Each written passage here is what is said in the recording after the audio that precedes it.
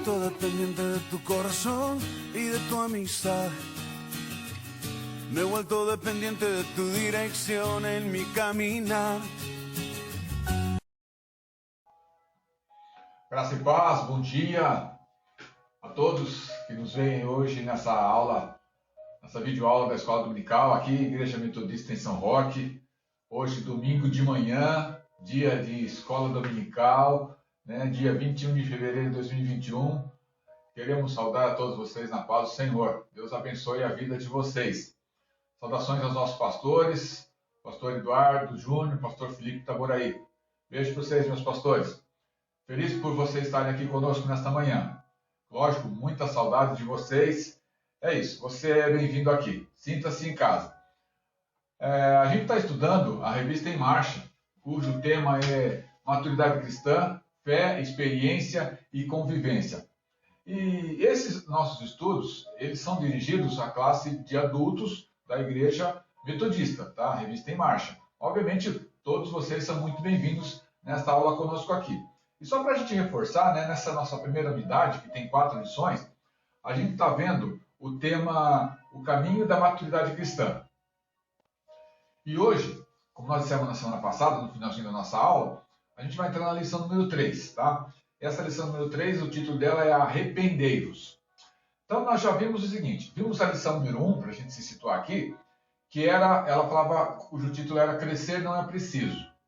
Esse crescer não é preciso, com o sentido de crescer não é preciso, não é lógico, não é um processo igual para todos, não somos uma máquina que somos regulados e crescemos igualmente. Então, crescer não é preciso, crescer é um processo dinâmico, tá certo? Onde as pessoas crescem de formas e de maneiras diferentes. A lição 2, dividimos em 2 aulas, né? Graça divina e resposta humana.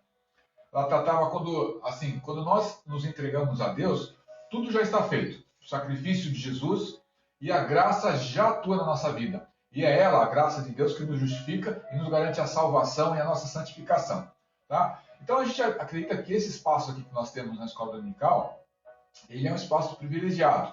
E é por isso que nós cremos no agir de Deus, nós cremos na ação dele e só na ação dele, para que nos santifica e nos leva ao amadurecimento da nossa fé. Amém? Então vamos lá.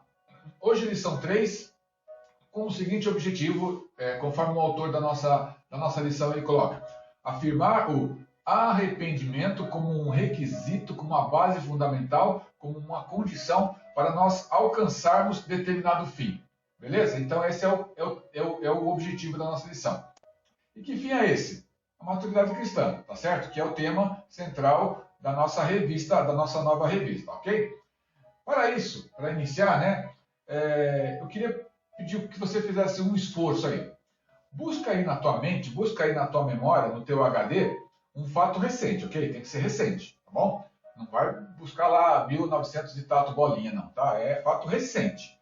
Vamos lá, 2 perguntas. Você fez algo, fez alguma coisa que se arrependeu? Uma discussão, uma briga, uma palavra torta, pesada, agressiva, um grito com alguém? Fez? Um negócio mal feito? Pensa aí. Já superou isso que você fez? Já se arrependeu? Como você superou? Não superou ainda? Está em fase de superação? Guarda isso, tá bom? Então, vamos lá. Um dos frutos, segundo a nossa lição, da maturidade espiritual é a capacidade que nos é dada pelo Espírito Santo de nós reconhecermos os nossos próprios erros, confessarmos nossos erros e deixá-los e não praticá-los mais, tá? Isso, então, é uma capacidade dada pelo Espírito Santo a nós. Reconhecer, confessar e deixar.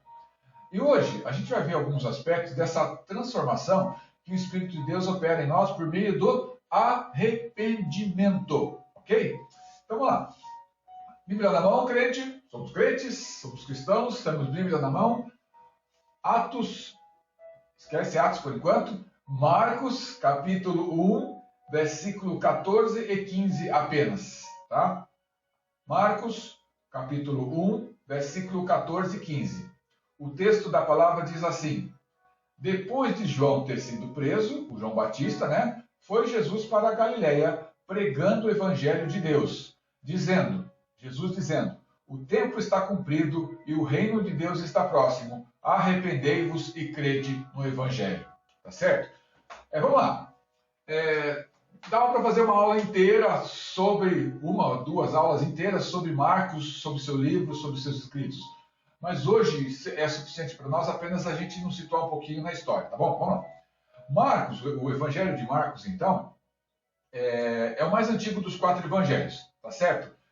Como nele, no livro de Marcos, não se acha nenhuma referência à tomada de Jerusalém no ano 70 depois de Cristo, tem se colocado o seu aparecimento, tem se colocado o registro do livro de Marcos, o escrito do livro de Marcos, numa época então anterior a essa da tomada de Jerusalém, antes do ano 70 a.C. Então, tem se colocado o registro escrito de Marcos entre o ano 63 e o ano 70 depois de Cristo, né? Então, atribui-se a autoria deste Evangelho de Marcos a João Marcos, ou Marcos o Evangelista, tá certo?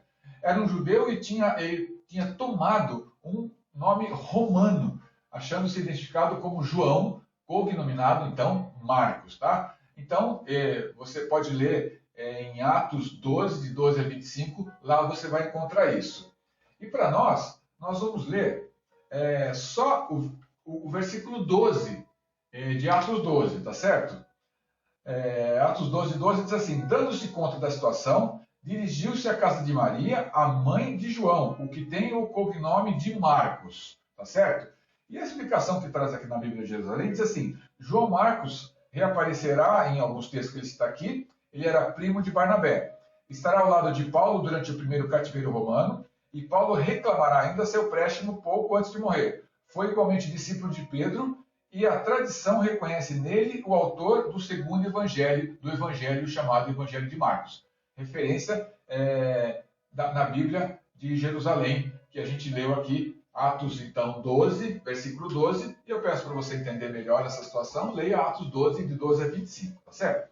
Então, é importante a gente destacar que, diferentemente dos outros evangelhos, dos outros livros, esse evangelho escrito por Marcos, a preocupação maior dele não está nos detalhes biográficos de Jesus. Quem é a sua família, de onde ele é descendente, quem era seu pai, quem era sua mãe, nada disso, tá? O propósito maior, central dos escritos de Marcos é apresentar Jesus como Filho de Deus, apresentar Jesus como Messias, como Salvador, tá certo? Esse era o propósito maior do escrito de Marcos. Marcos fala predominantemente, né, sobre os atos de Jesus, sobre o poder de Jesus, sobre os feitos de Jesus, Jesus dotado de um poder sem limites, nunca visto antes naquela época, tá? E Jesus, o homem, o Filho de Deus, dotado de uma graça inesgotável. Então é isso, sobre o livro de Marcos e seu evangelho, tá bom? Uma vez situados, o texto bíblico dessa lição traz um resumo da pregação de Cristo, que ela é iniciada logo após a prisão de João Batista, conforme a gente leu. Qual é o resumo da pregação de Jesus que a gente fala aqui? O texto fala do anúncio da chegada do reino de Deus, ele fala de um convite estendido às pessoas para que elas se voltem ao Senhor, e o texto fala para que as pessoas aceitem a mensagem de Jesus, creiam no Evangelho, tá? João Batista acabara de ser preso. A prisão de João Batista não assustou a Jesus. E mais uma vez, eu peço para que você leia, então, Lucas 6, 14 a 29, sobre a prisão e a morte de João Batista, para você entender melhor esse contexto. A gente não vai falar disso agora, tá bom?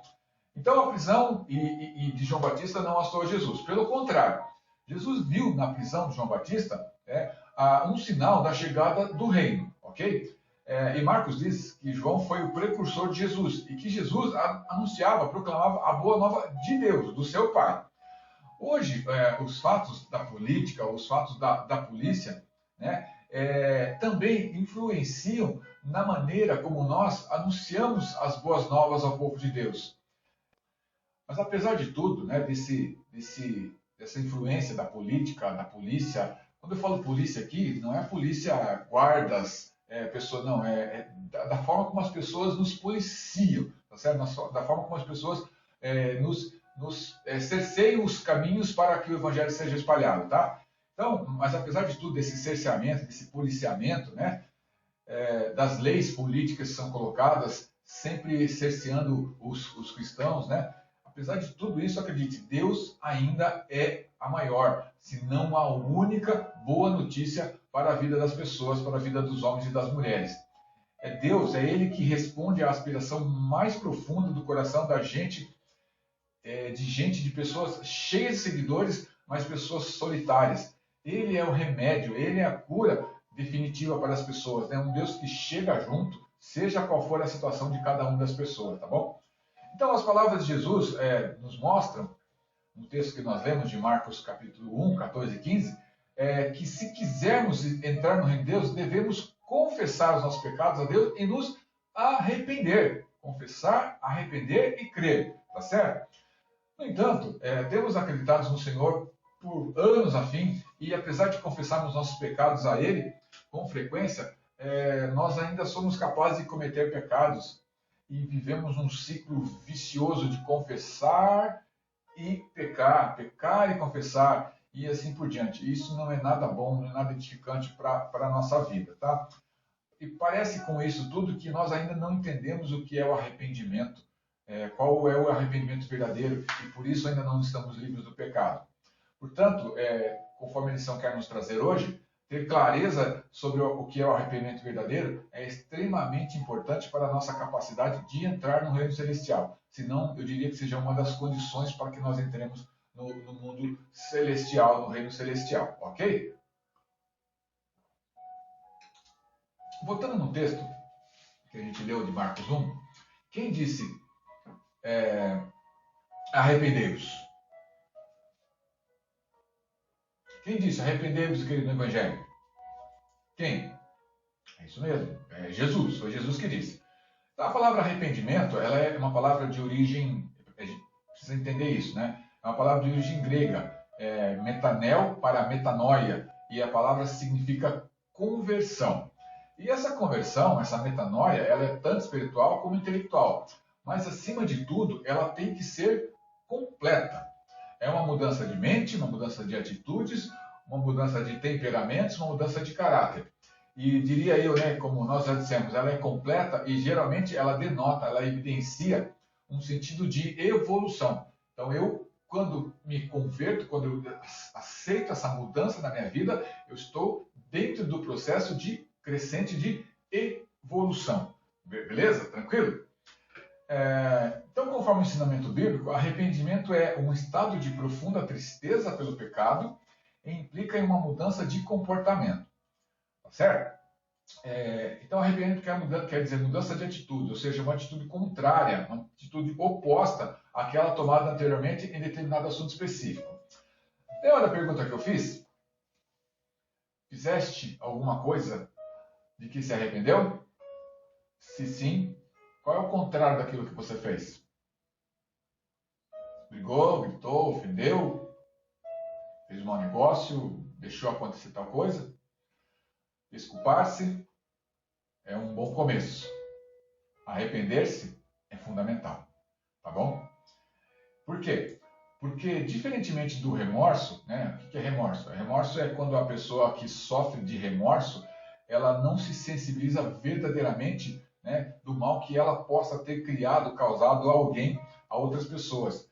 E ela, né, a pessoa, pensando no próprio bem, isso é remorso, está pensando no próprio bem, ela é capaz de colocar para ela mesma algum tipo de peso, de castigo, só para ela tentar se desviar, se esquivar de sofrer uma punição ainda mais severa por causa do erro que cometeu. Ou seja, no remorso, eu não estou preocupado com o que eu fiz para o outro, em consertar aquilo que eu fiz para o outro. Eu preciso, movido pelo remorso que está me moendo, fazer alguma coisa para que eu mude essa situação, mas para mim mesmo apenas, tá bom?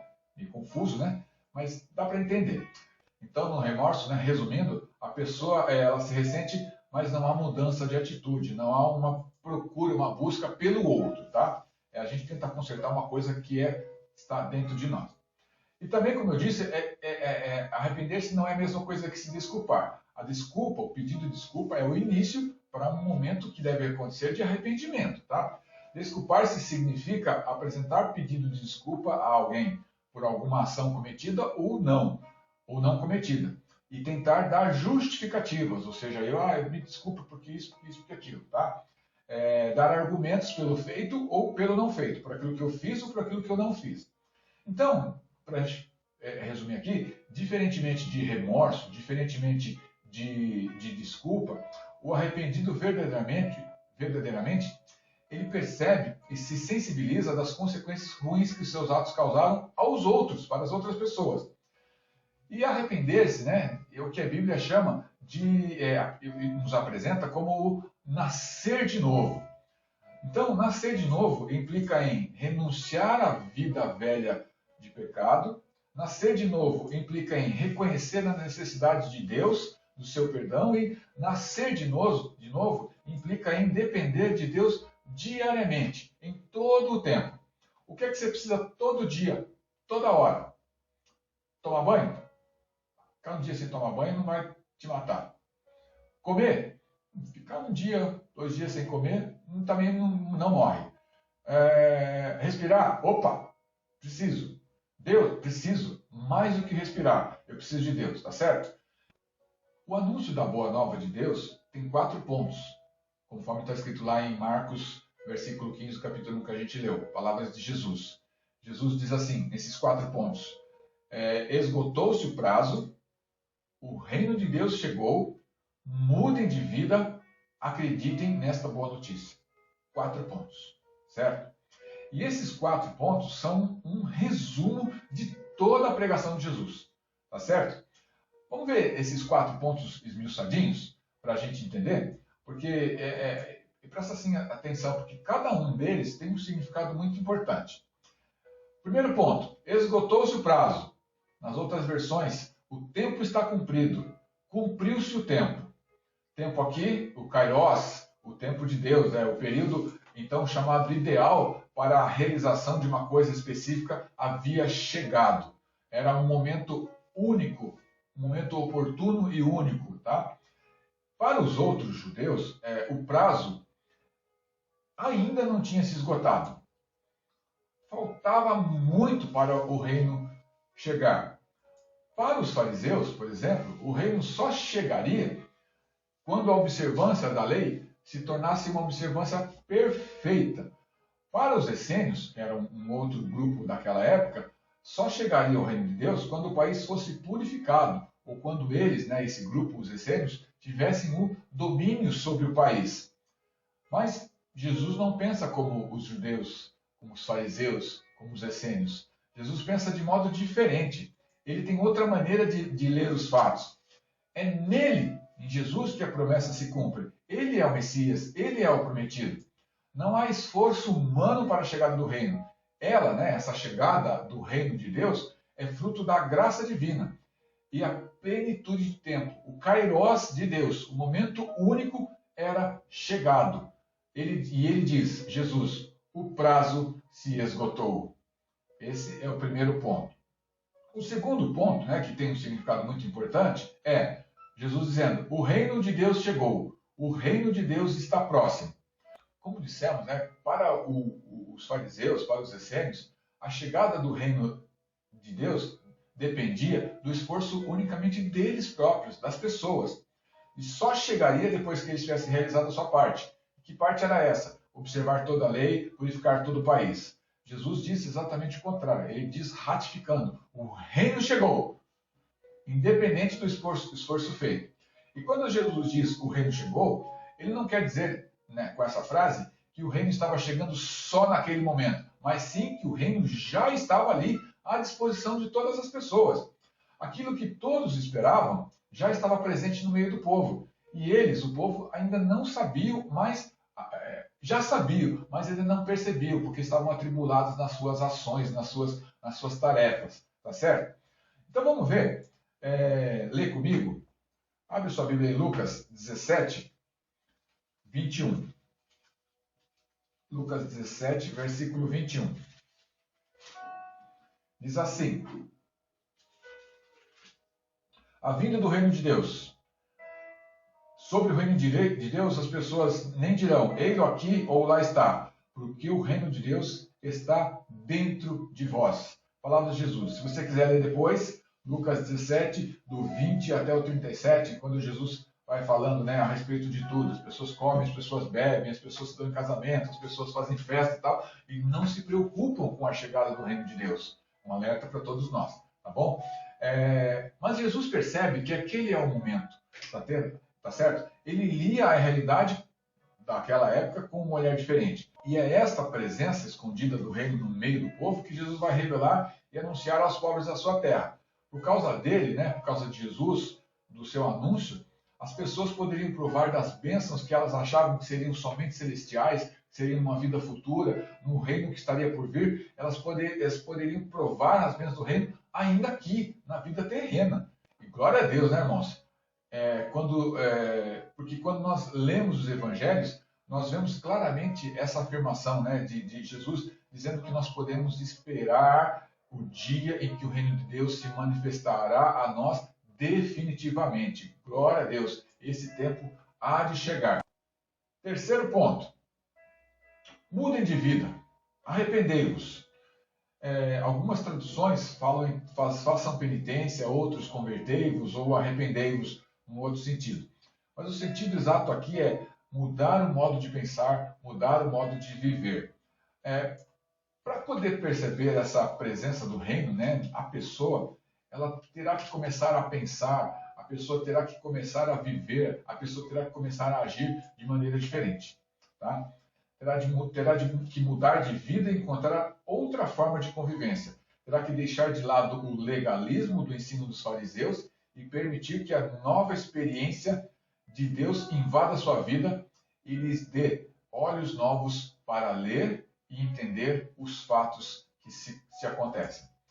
E é exatamente o chamado de Jesus. E é esse exatamente o chamado que Jesus faz. Que as pessoas tenham uma mudança em relação ao pecado e as pessoas voltem para Deus.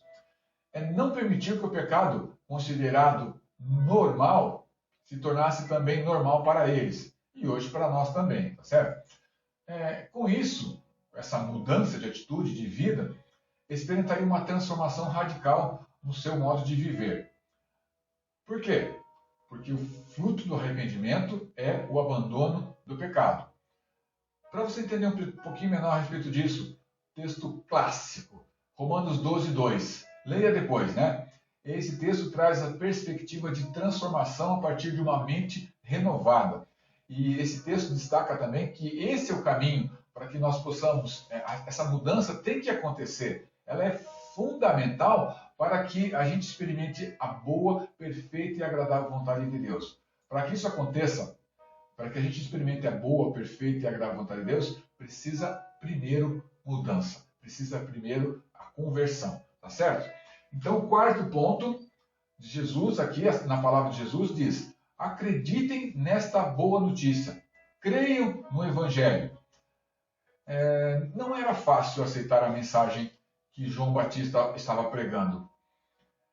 Lembra que nós dissemos logo no começo que tudo era novo, que a pregação de João Batista trazia uma novidade para aquela época? Pois é, não é fácil você começar a pensar de forma diferente de tudo que aprendeu desde pequeno. As leis, as regras, o legalismo, não era tudo muito fácil. Isso só é possível através de fé, através de um ato de fé. Quando alguém vem trazer uma notícia diferente, uma notícia difícil de ser aceita, você só aceita se a pessoa que traz a notícia for de confiança. Aí você diz para os outros, né? Pode aceitar, pode confiar. Eu conheço essa pessoa, eu sei que ela está trazendo essa notícia, ela não engana, ela não mente, ela é de confiança, ela fala a verdade.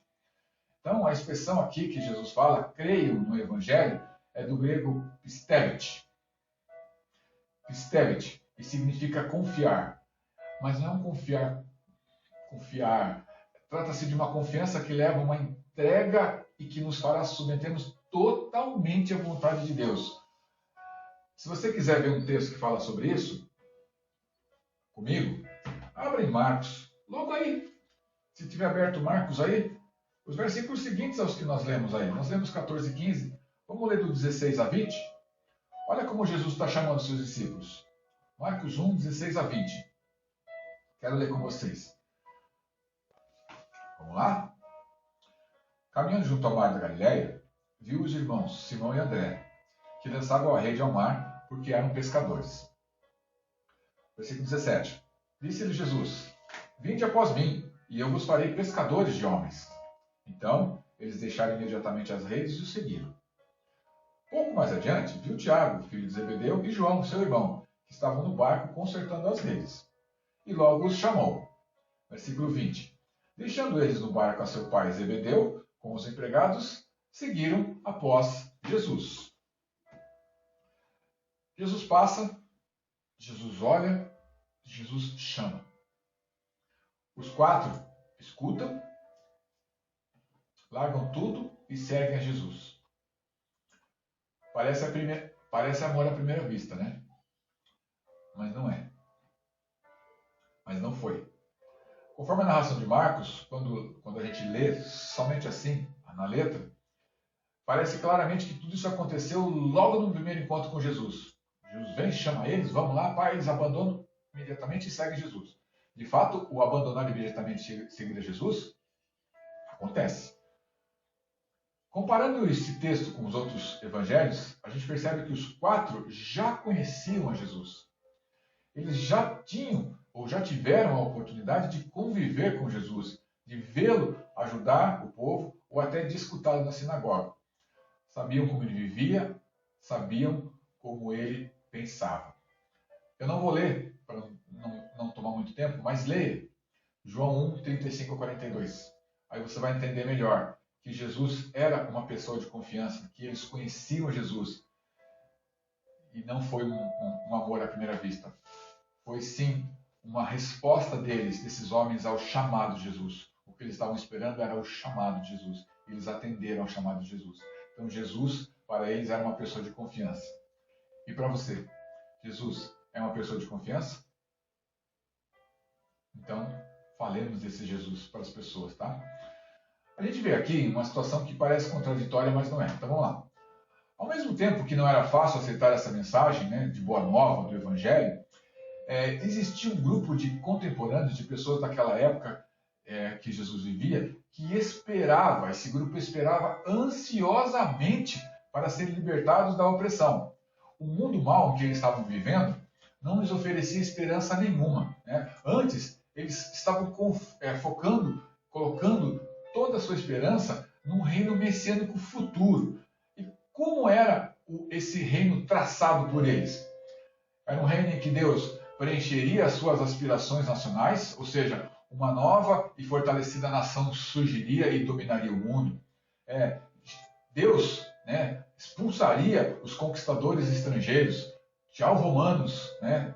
Deus redimiria Israel para viver uma nova ordem de justiça e paz. E por fim, esse reino tão sonhado e traçado por essas pessoas contemporâneas de Jesus, eles estariam todos livres da corrupção que conheciam tão bem, né? Onde a igreja, através dos sacerdotes, e o Estado se misturavam, né, corruptamente, né? E havia muita corrupção no meio das pessoas. E aqui, queridos, aqui reside aquilo que eu estou chamando de que parece contraditório. Embora a pregação de João Batista parecesse algo novo, alguma novidade, a pregação de João Batista ela só vem acender a esperança de que a intervenção divina, a intervenção de Deus para aquela época estava próxima. E acredite, muitas pessoas estavam preparadas para a vinda do Messias, muitas pessoas estavam preparadas para a vinda do prometido. Muitos estão convencidos de que Deus está prestes a cumprir a sua promessa ao seu povo. Então, o que era novo, entre aspas, na pregação de João Batista, o último pregador, o último profeta, não era tão novo, porque algum grupo estava esperando. E é no meio desse grupo que surge Jesus proclamando a essência das boas novas de Deus. A era dos profetas antigos, como dissemos, né, se encerra com a prisão de João Batista. E aquele que deveria vir, o esperado, prometido, o Messias, já chegou. Em outras palavras, a pregação de João Batista acende a expectativa do reino, enquanto que Jesus vem e torna essa pregação em realidade. E como que ele faz isso? Chamando as pessoas ao arrependimento. Chamando as pessoas ao arrependimento e a crer no evangelho que estava sendo pregado pelos profetas, anunciado pelos profetas e agora pregado pelo próprio Filho de Deus. Tá? E como a gente tem visto, até na revista anterior, cujo tema era Viver com Fé e Sabedoria, a fé, naquele estudo, e agora o arrependimento, no estudo que nós estamos vendo hoje, esses dois, fé e arrependimento, estão diretamente relacionados ao processo de se converter e essa conversão nos levar a aproximarmos de Jesus, a nos aproximarmos de Deus, ok? E isto, obviamente, né, exige mudança de vida. A conversão, ela é apenas o primeiro passo da caminhada do cristão. Ela envolve, né, a conversão, essa caminhada, na verdade, ela envolve também a santificação, também chamada por Wesley como crescimento na graça. O arrependimento ele é fundamental não apenas no momento da conversão, mas durante todo este processo de crescimento. Queridos, queridas, o arrependimento é a porta para o perdão e a nossa reconciliação com Deus. É essa reconciliação que nos possibilita viver a vida proposta pelo Evangelho. Por mais que desejemos ter uma vida santa, por mais que desejemos viver uma vida com Jesus, ao lado de Jesus, seguindo seus passos, seguindo seus ensinamentos, sabemos que o pecado, ainda que não seja constante, é uma realidade na caminhada da nossa fé. 1 João 1, 8 a 10. E é um texto, 1 João 1, 8 a 10, que fala a respeito disso, de que o pecado ele vive, nós vivemos com o pecado, no meio do pecado. Tá? 1 João 1, 10. Se dissermos que não temos pecado nenhum, a nós mesmos nos enganamos. E a verdade não está em nós. Se confessarmos nossos pecados, Ele é fiel e justo para nos perdoar os pecados e nos purificar de toda injustiça. Se dissermos que não temos cometido pecado, fazemos-lo mentiroso, e a sua palavra não está em nós. 1 João 1, 8 a 10. Então, quando nós reconhecemos nosso pecado, nos arrependemos e o deixamos, nós recebemos o perdão de Deus. E nós continuamos, então, o nosso crescimento, continuamos a crescer. Numa das aulas anteriores, eu passei o endereço da FATEL para você buscar lá os sermões de Wesley. E nós vamos usar hoje mais um sermão de Wesley. No seu sermão número 14, que ele chama de arrependimento nos crentes, Wesley define arrependimento na vida das pessoas cristãs como a possibilidade de, primeiro, conhecermos-nos como pecadores, conforme o texto que a gente acabou de ler, como culpados e desamparados pecadores, conservando, todavia, olha que lindo, a condição de filhos de Deus. Não importa o que eu fiz de errado, voltando-me para o Senhor, eu ainda sou filho de Deus. Então, a partir daí, né, no desenrolar do sermão, e a partir da sua experiência, Wesley vem e nos diz que nos será possível, reconhecer o pecado remanescente, aquele que permanece no nosso coração, reconhecer a culpabilidade desse pecado, o peso que ele traz sobre a nossa vida, e reconhecer a própria incapacidade que nós temos como pessoas para remover o pecado e as suas consequências da nossa vida. Precisamos de Deus. Sem o Senhor não conseguimos fazer isso, tá certo? E sempre que eu ouço ou falo sobre isso, né, sobre essa nossa incapacidade como pessoa de fazer alguma coisa, ou se você preferir, se você não pensa em nossa incapacidade, mas quer falar de uma maneira mais poeticamente bonita, a nossa total dependência de Deus, eu me lembro dos degraus da escala da fé. Dos 4 degraus da escala da fé. E nós estamos estudando isso na nossa classe de escola dominical, com o pastor Eduardo, uma classe temática que trata sobre fé, né, e o crescimento na fé. Os 4 degraus. Obviamente não vou abrir aqui, porque senão se tornaria muito longo, mas os 4 degraus são: primeiro que eu tenho que fazer, reconhecer que eu sou incapaz, reconhecer a nossa incapacidade. Segundo passo que devemos fazer, após o reconhecimento, clamarmos a Deus, buscarmos a presença do Senhor. Terceiro passo, descobrir o plano de Deus para nós. Senhor, o que o Senhor quer que eu faça? Eu reconheço que eu sou incapaz, eu busco a presença de Deus para que Ele me oriente, clamo a Deus e eu peço para que Ele me mostre o plano dele para a minha vida. Feito esses 3 passos, o 4º passo é tomar posse para mim das promessas de Deus. A partir do momento que eu estiver ali sincronizado, sintonizado, antenado com o Senhor. Enfim, e resumindo essa questão, né, dos 4 degraus, eu achei essa frase muito bonita. Ela diz assim, coloque o pé que Deus coloca o chão. E para nos livrar de todo o peso do pecado, que nos amarra e tem nos impedido de prosseguir, nós precisamos dessa prática constante na nossa vida cristã. Como alguém pode conciliar a presença do domínio de Deus com a continuação das injustiças e da morte que sonda as pessoas, que ronda a vida das pessoas, que aflige a vida das pessoas? Na realidade, o tipo de reino pelo qual Israel esperava, como a gente estava falando lá, que eles buscavam, os essênios, os fariseus, esse reino que eles esperavam não veio, tá certo?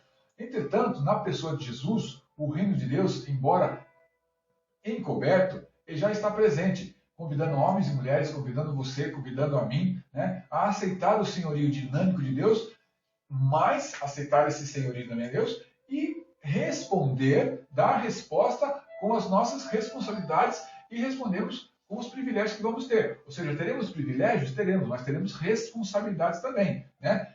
Graça divina e resposta humana. As duas aulas passadas, tá bom? Queridos, queridas, crer no Evangelho exige renúncia, crer no Evangelho exige arrependimento.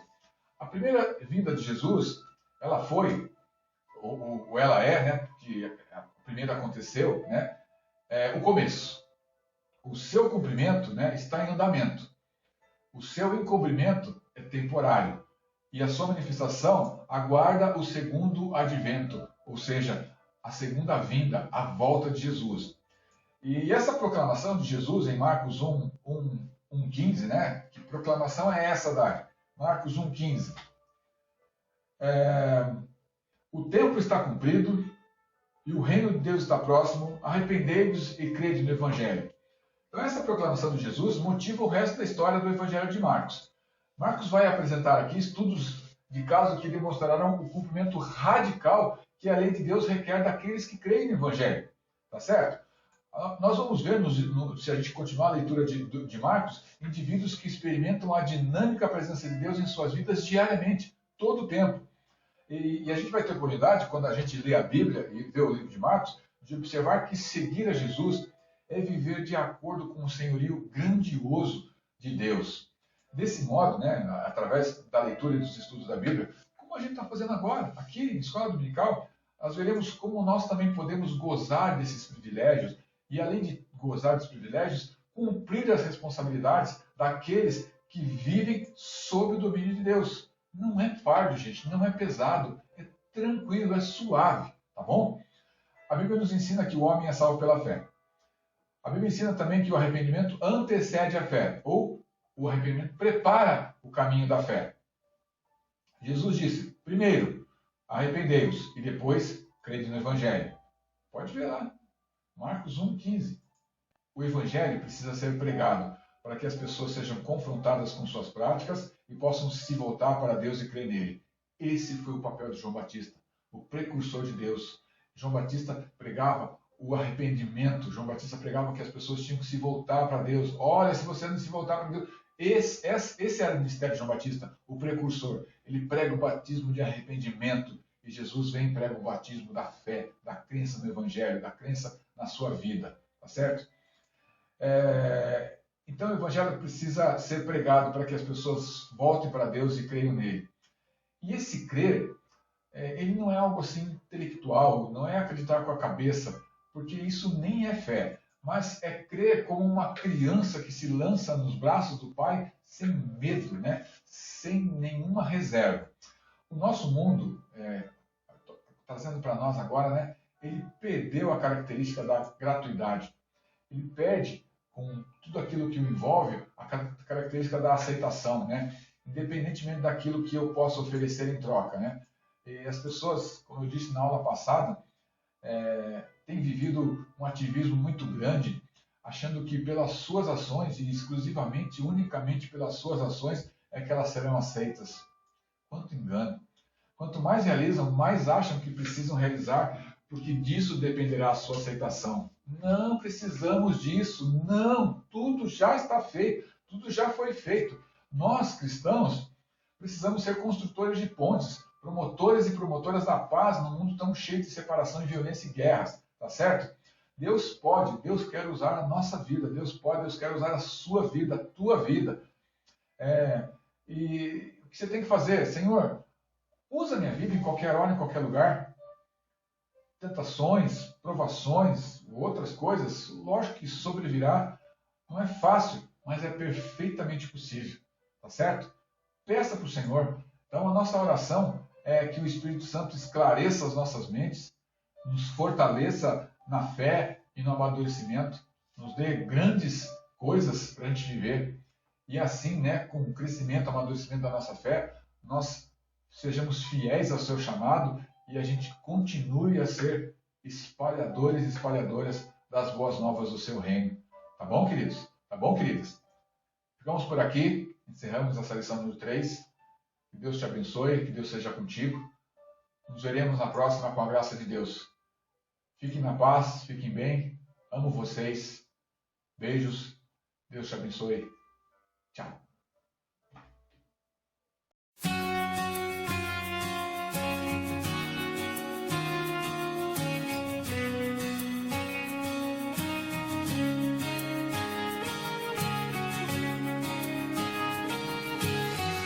Me he vuelto dependiente de tu corazón y de tu amistad. Me he vuelto dependiente de tu dirección en mi caminar.